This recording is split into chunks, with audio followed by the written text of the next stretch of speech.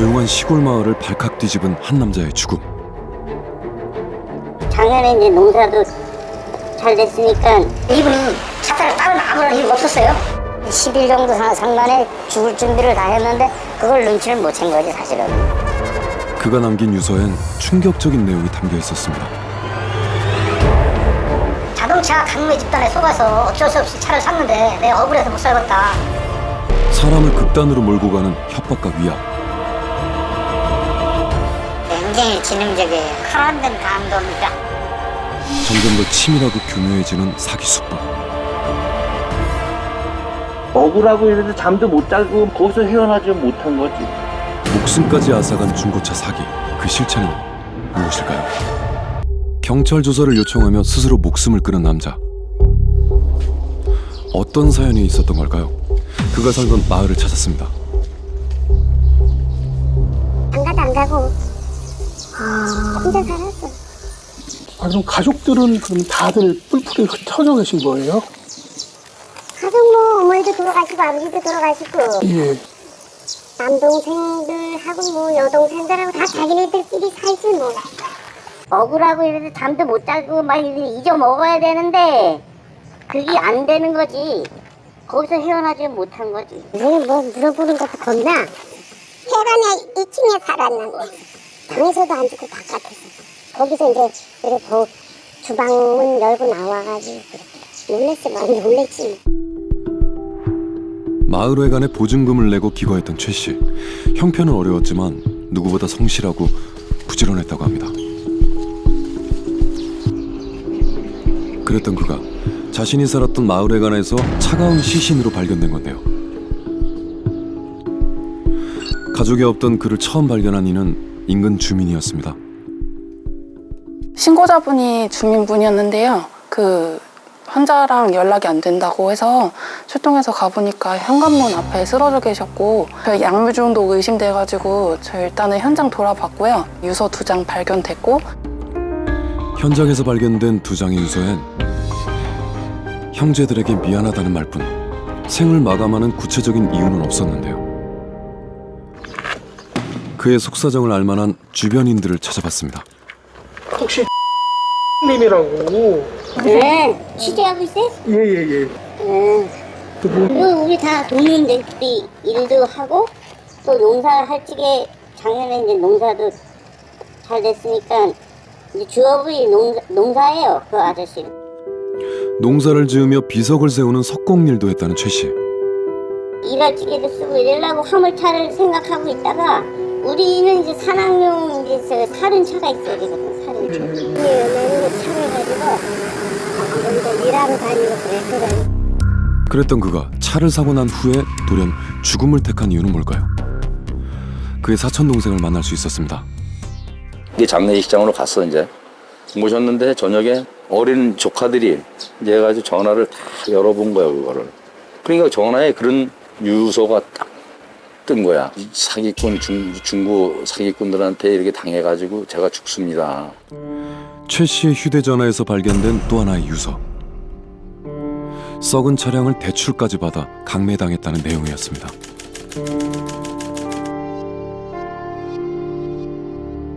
차를 대도 않는 걸 뭐 500인지 700인지 그것도 해가지고 왔지. 뭐 차 쓰지도 못하는 차야. 근데 이따 가보시면 알 거예요. 그 차를 보시려면 거기 가면 있어요. 딱 한 대 서 있어 아주 그대로.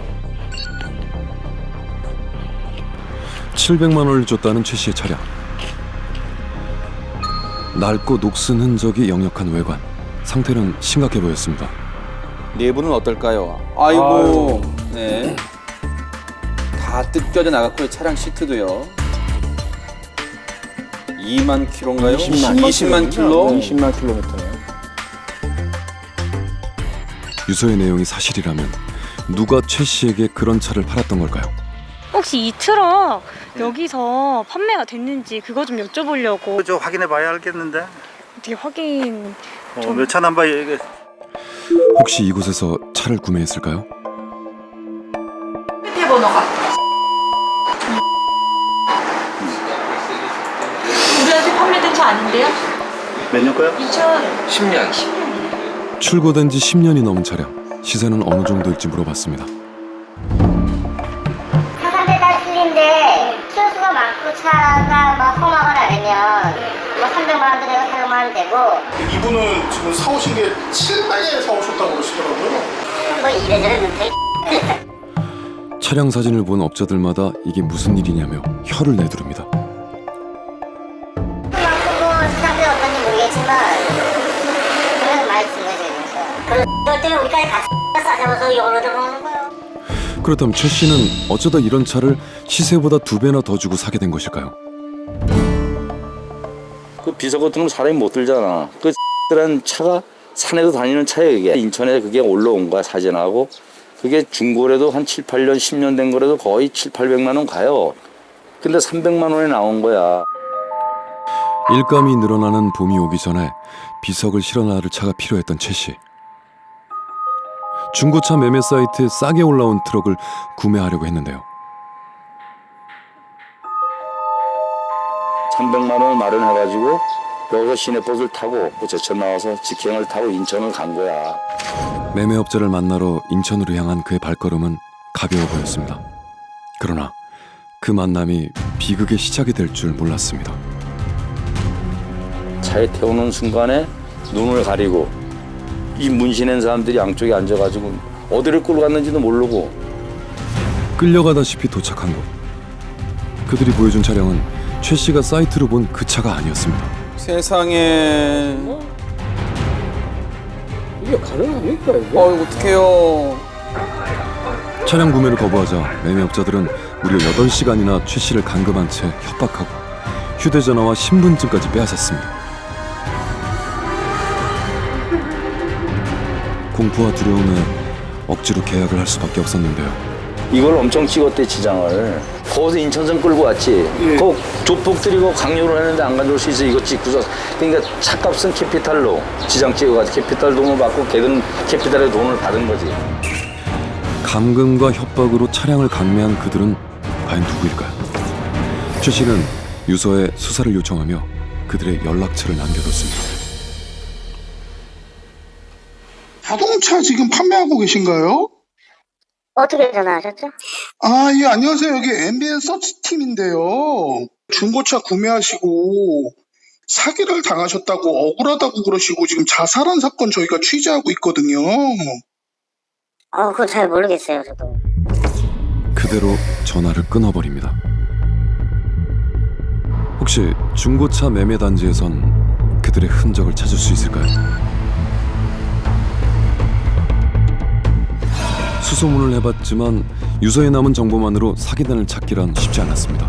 그런데 대천에서 왜 사람 죽은 거 그것 때문에 취재 나온 거예요? 그 사건이구나. 그러니까 그 좋은 차에 갖다 놓고 사진 찍어서 보내준 거야. 이 차가 진짜 150만 원, 200만 원이 따르면 올라갈 거 아니에요. 그런 애들이 이제 잡아놓고 안 보내주고 막 그래. 정상적인 루트를 갖고 판매를 하는 게 아니고 그렇게 변칙적인 그 일종의 떴다방 같은 그런 개념이라고 보시면 돼요. 중고차 허위 매물. 알고 보니 중고차 사기단의 흔한 수법이었습니다. 경찰서 갔다 올게. 가세요. 도장 삭제하라고. 돈 받는 거 보고 갈게. 중고차 사기꾼을 추적하는 1인 크리에이터. 그를 만나 허위 매물 수법에 대해 자세히 물어봤습니다. 가장 이제 많이 성행하고 있는 게 중고차 허위 매물. 이제 실제 거래되는 금액보다 2배에서 5, 6배, 많게는 10배 가까이 인터넷에 그 금액을 싸게 올려놓고 그 금액에 판매한다고 거짓말을 해서 손님을 오게끔 만들어가지고 다른 차를 엄청 비싸게 강매를 하고 있는 걸 이제 중고차 허위 매물이라고 합니다. 중고차 강매의 전형적 수법이라는 허위 매물 사기. 그것이 최 씨를 죽음으로 몰고 간 것일까요? 먼저 중고차 매매 사이트에서 누구나 혹할 만한 가격대의 차량을 찾아봤습니다. 그렇다면 실제 매물이 맞을까요? 250만 원짜리 보고 전화드렸거든요. 8,700km 뛰고 250만 원이라고 나와 있어서요. 네, 250만 원에 이전비 부대 비용은 따로 들어가고요. 예. 네, 그 금액 주시면 바로 당일 출고 이전 가능합니다. 오늘 그가 만남을 요구한 장소는 매매상이 아닌 지하철역. 안녕하세요. 일찍하신 데거든요. 만나자마자 차량으로 데리고 갑니다. 안녕하세요. 아무런 설명 없이 어디론가 이동을 하는데요. 여기 인천 어디쯤이에요? 서울 쪽으로 가세요. 혹시 모를 상황을 대비해 실제 중고차 매매업자가 함께 뒤를 쫓았습니다. 20여 분 뒤 도착한 곳은 한 중고차 매매단지. 이곳에 제작진이 인터넷에서 본 차량이 있을까요? 내가 본 차 아닌데? 이거는 상품용 번호판이에요. 번호판이 다른 이유를 설명합니다. 상품용 번호판이 뭐냐면은 고객님들이 오시기 전에 인터넷에 원래 번호판을 하면 보험 이력이나 이런 걸 조회하기 때문에 정작 오신 분들이 조회가 못해요. 받아줘요로 막혀서 이게 원래 번호판이라 아시면 돼요. 자, 차 내부를 확인. 그런데 계기판의 주행거리가 좀 이상합니다. 86,000인데 보시면 그거 설명해드리려고 탔고요. 실키로수에 지금 9,000 몇백 정도 탔대요. 저희도 차량을 가만히 세워두면 차량에 물이 가고 엔진에 좀 물이 가가지고 저희도 시운전도 좀 해주고 원래 계기판으로 바꿔드려야 돼요. 10배 이상 차이가 나는 주행거리. 인터넷으로 본 매물과는 너무나도 다릅니다. 그럼 가격은? 차량은 똑같아요. 이 차 같은 경우는 동남아 쪽에서 전시했던 차량이시고요. 동남아에서 온 차량이에요? 동남아 순회 공연으로 가본 거죠. 근데 가격이 저렴한 이유는 그쪽 나라 환율로 잡혀 있어요, 이게. 그리고 사시게 계신다면 좀 조건사항 같은 경우는 5년 동안은 사장님 명의를 유지를 해주셔야 돼요. 5년간 명의를 유지해야 한다는 황당한 조건. 그렇다면 실제 매매업자는 어떻게 생각할까요? 허위 매물 자체가 워낙 저렴하게 나와 있으니까 그 저렴한 이유를 몇 개를 갖다 붙이는 것 중에 수법인데, 그 리스크는 60개월 동안 차를 판매할 수가 없다 라고 얘기를 해버리면 5년 지나서 팔지 뭐, 이렇게 더 믿게끔 하는 멘트, 수법일 뿐입니다. 허위 매물업체로 의심되는 상황인데요. 이때였습니다. 와, 나 저거 한번 구경해봐도 돼요? 네. 총괄 대표 차예요. 억 다닐 거 아니야? 어? 4억 정도 할 건데요. 총괄 대표. 중고차 매물 파는 업체 대표의 차라고요? 계약을 진행하자며 또다시 제작진을 차에 태우는데요. 그렇다면 과연 이번엔 어디로 데려가는 걸까요? 아, 지금 어디 가는 거야? 사무실 가셔야죠. 아, 사무실? 계약서를 쓰는 사무실은 따로 있다는 겁니다. 그러면 내리실게요. 한참을 이동해 도착한 곳은 황당하게도 할부금융 사무실이었습니다. 대체 왜 이곳으로 데려온 걸까요? 허위 매물 딜러들이 저런 이제 외부 사무실로 자주 모여가지고 저기서 이제 플레이를 한다고 하죠. 마치 본인들의 사무실인 양 안내를 합니다. 혹시나 거액의 차값을 요구하진 않을까 내심 걱정을 하던 그때였습니다. 저희가 총 지금 저희한테 금액 거래해 주시는 금액이 278만 원이신데요. 그래서 저희가 세트를 좀 해드릴 거예요. 그러면 평균에는 270만 원이라고 보시면 돼요. 구매 약정사항표예요. 제가 한 번씩 쭉 보여드릴게요. 각도 기준은 정부 인증기관의 사업 조합협회에서 10%와 네 0.8% 가격대를 통하여 측정된 금액입니다. 아무래도 차값은 그대로라는 말인 것 같은데 어떡해요. 아이고, 우리 제작진이 사인만 하면 어떡해요. 당일 이전 후 단순 매수 및 계약사항 미숙으로 인한 이전 취소 및 환불은 저한테 불가하며 차량의 명의자의 자필 서명이 첨부된 계약서는 법적 효력이 있습니다. 본사에 제출을 해야 되기 때문에 직접 사인을 해주셨고 이 계약사항을 다 인지해 주셨는지 녹취를 한번 해야 돼요. 제가 말씀드린 뭐 예안으로 하시면 됩니다. 내수용 차량의 인지에 대해서 60개월 약정, 이제 환불이나 단순 매수로 환불이나 취소는 불가능하신 거 이해 증거가 있으시죠? 모든 계약 조건을 인지했는지 확인하는 녹취를 합니다. 자, 이상 처리 좀. 자, 이제 차량 명의 이전만 기다리면 된다는데요. 아직까진 허위 매물업자인지 정식 매매업자인지 판단하기 애매한 상황. 그때 눈에 띄지 않는 작은 방으로 제작진을 부르는 업자들. 무슨 얘기를 하려는 걸까요?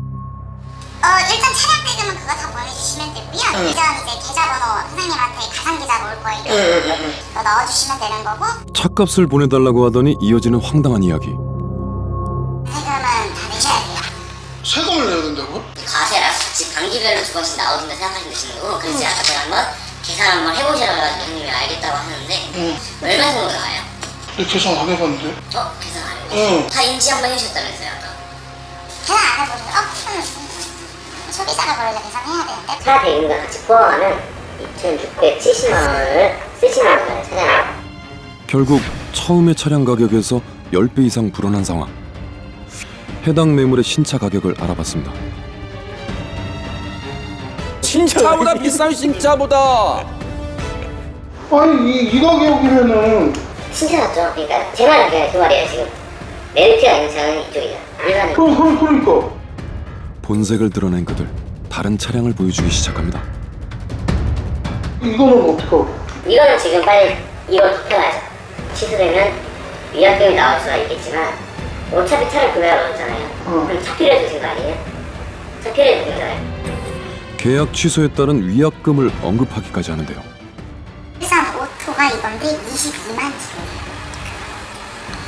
우리가 다 시세로 본다면요. 8분 안 나오시나요? 신나해서도 이렇게 하면 한 달에 돈 10만 원 이렇게 할 테니까 할부를 그다음에 조회라도 해보는 게 어떤가. 기준물정 보여주시겠어요? 신용조회를 한번 해보셔야 돼가지고. 다른 차를 살 돈이 없다고 하자 대놓고 대출을 권합니다. 신용조회를 해보자며 압박을 하는데 그러면 이거 안 할래요 이거. 그럼 나 이거 그냥 취소할게요 이거. 이제는 넣어놨잖아요. 대표님이 하시는 말씀이 취소가 어려워요. 본사에서는 왜 차량을 멀쩡하고 설명을 다 드렸고 계약서 사인 다 받았는데 이거 단순 매니즘 아니냐. 취소나 환불이 어렵다는 거예요. 온갖 핑계를 대며 계약을 취소할 수 없다는 이들. 설득과 협박은 긴 시간 계속됐습니다. 중고차를 사고 나서 하루도 편할 날이 없다는 또 다른 피해자. 혹시 되시나요? 안녕하세요. 혹시 밑에 차 먼저 한번 볼 수 있을까요? 건설 노동자인 이 씨가 차를 산 건 지난 3월. 난생 처음 구매한 차 때문에 이렇게 쑥 을 줄은 꿈에도 몰랐다고 합니다. 내가 들어간 게 2,250인가? 2,150 들어갔어요. 생각지도 못하게 큰 돈을 주고 샀지만 이 씨가 원래 사려던 차는 이 차가 아니었습니다. 원래 700만 원 그 차는 2019년식으로 나와 있었거든요. 맨 처음 인터넷 사이트에서 본 매물은 출시된 지 3년도 채 되지 않은 풀옵션 차량.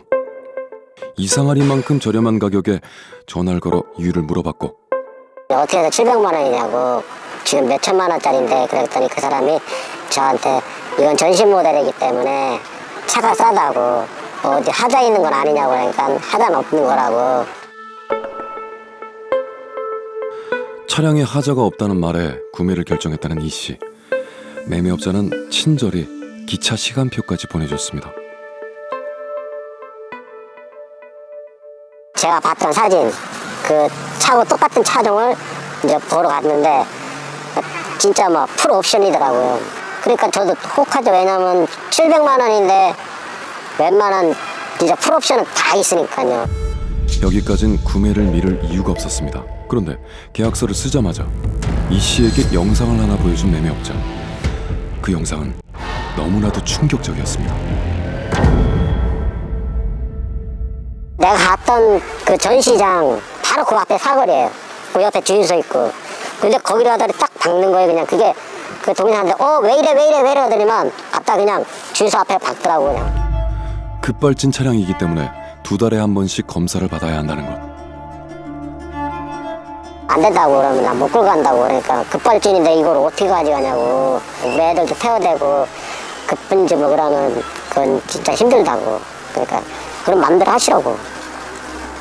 어차피 100만 원 줬거든 추국값을. 계약금을 날리게 된 이 씨에게 매매업자는 다른 차량을 권유했습니다. 담배 피고 오니까 컴퓨터에 있다고 그거 보시라고. 그러니까 그 차가 제일 싸요. 뒷자리 빼고 2천만 원에 해드린다고 그 계약 써놓고 이제 차를 이제 끌고 내려왔죠. 급발진 차량 대신 울며 겨자 먹기로 구매한 차. 문제는 없을까요? 자동차 정비 명장을 찾아 점검을 요청했습니다. 엔진 쪽에는 휀다. 이거 교환했던 거예요. 왜냐면 이거 볼트를 풀었던 자국이 있고, 요거는 이제 탈착해서 수리했던 거고요. 볼트에 남아있는 흔적을 봐 사고 이력이 있는 차량 같다는데 문제는 또 있었습니다. 이렇게 간격이 맞는데 여기서 넓어지고 안 맞잖아요, 그죠? 이게 안 맞. 이렇게 맞아야 되는데 여기 이렇게 나왔잖아요, 그죠? 돌출됐잖아요. 이게 다 안 맞는 거예요. 간격도 안 맞고 이게 나왔잖아요, 그죠? 이만큼. 이게 판경을 제대로 안 돼. 이게 들어가야잖아요, 이렇게, 그죠? 그렇다면 차량 하부는 어떨까요? 부분 막 칠해놨죠. 전체로 칠한 게 아니라 이거는 여기가 녹이 싫으니까 요새 소비자들이 이제 그런 걸 잘 하잖아요, 녹 쓰는 거는. 그러니까 그걸 감추기 위해서 이렇게 부분적으로 새롭게 또 이렇게 그 언더코팅 한 겁니다. 그러니까 요만큼은 다 이게 녹이 많이 쓸어서 부식됐었다 이렇게 보시면 돼요. 전문가의 지적은 주행 테스트 중에도 계속됐습니다. 외압백 경고등 들어왔네. 외압백 시스템에 문제가 있군요, 이 차는. 이렇게 똑바로 가야 되는데 차가 우측으로 계속 올려갑니다. 결국 차선을 이탈해버리는 차량. 완전히. 네. 이거 얼라미터 봐야 되겠고 타일 상태도 다시 한번 점검을 해봐야 될 차다 이렇게 봐요. 어디선가 이상한 소리까지 들려옵니다. 뒤에서 난 달달달달 떠는 거는 시트의 고정장치라든가 거기 유격이 생겨서 간섭이 생겨서 나는 소리예요. 달달달달 떠는 거 있죠, 뒤에. 사고 이력이 의심되는 것은 물론 안전까지 우려되는 차량. 이 정도 차라면 적정 가격은 얼마일까요? 이 차 같은 경우 2015년이고 키로수가 97,000 정도 되면 싸게 사면 1,100 아니면 1,200 정도 사야 맞는 거죠. 2천만 원 줬다면 거의 2배 가까이 준 거잖아요. 방을 썼다 이렇게 보는 거죠. 2배 가까이 비싸게 차를 구매한 이 씨. 그러나 더 속이 끓는 건 이 차를 사려고 고금리 대출까지 받았다는 겁니다. 제가 신용불리다니까 2천만 원까지 안 나와요. 딜러가 자기들이 알아서 한다고 그래가지고 집사람 어떻게 해가지고 대출을 받은 거죠. 그래가지고 그게 2천만 원이 나온 거죠. 사무실 없이 여러 장소를 옮겨 다니는 허위 매물업자들 때문에 계약서를 작성할 땐 할부 대행사를 주로 이용한다는데요. 어렵게 현직 업체 종사자를 만나서 그들의 은밀한 거래에 대해 들어봤습니다. 여기 사무실이다 저희 만약에. 그래서 만약에 손님들이 앉았을 때 거기 딜러 당연히 저희 직원들 이렇게 앉아있겠죠. 그러다가 당연히 얘네가 조율을 할 거고 조율을 했으니까 당연히 진행을 도와줄 거고요. 어쨌든 간에 이게 사기 현장인데 대출을 진행해줬고 고객가 자리를 제공해줬고 이런 입장인 것은 방주가 맞죠. 이들 역시 사기를 알면서도 묵인하는 데는 이유가 있습니다. 저희가 지금 손님을 가서 영업을 하는 게 아니라 딜러분들이 손님을 영업해서 저희한테 할부를 쓰는 거기 때문에 딜러가 와야지 저희가 수익을 얻고 수익 얻은 건 당연히 딜러랑 이제 제휴를 받고 이렇게 해서 이런 커넥션이 있을 수 당연히. 허위 매물에 속은 피해자가 곧 할부 대행사의 고객이기도 한 것이죠. 허위 매물로 시작해 고금리 대출까지 이어지는 사기의 퍼즐. 범행의 공생관계 속에서 피해자만 안타까울 따름입니다.